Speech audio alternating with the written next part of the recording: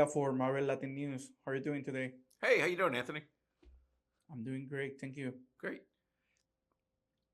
You have written some iconic crime stories. So, what inspired you to create Smoke? Well, it was brought to me by Carrie Antholis, who produced the podcast called Firebug, which inspired it. And what got me interested was both fire. I find fire interesting on an emotional and psychological level. And then I was interested in this idea of this guy who was an arson investigator who was investigating an arsonist who actually also happened to be the arsonist who was writing a book about an arson investigator chasing an arsonist. I just thought that was what was hilarious. And so that led me into the story. And then everything else became fiction. It just became me jumping off that point and creating these other characters like Michelle, like Harvey, like Esposito, like Freddie, all of that. How does Smoke span or evolve your signature storytelling style?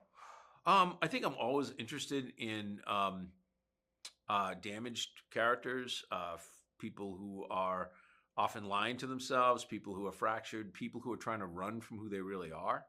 That's a theme that shows up in my work over and over and over again. And I think I don't really believe in heroes or villains. And so everybody in this story is kind of just messed up, is how I'd put it. And ultimately some of them are extremely destructive because of it. What themes do you want to explore that feel especially orient or relevant today? I think I was looking at obsession for sure. I think I was looking at denial. I think I was looking at people who lie to themselves. I think I was looking at the idea of persona. I think we make up who we are and who we show to the world. And then we go home and we're a very different person in our mind at 3:00 in the morning. And so I wanted to explore all of that through the prism of these fires. Awesome. Do you were involved in the casting? If so, Yes. what made you Taron and Reeve write for their roles?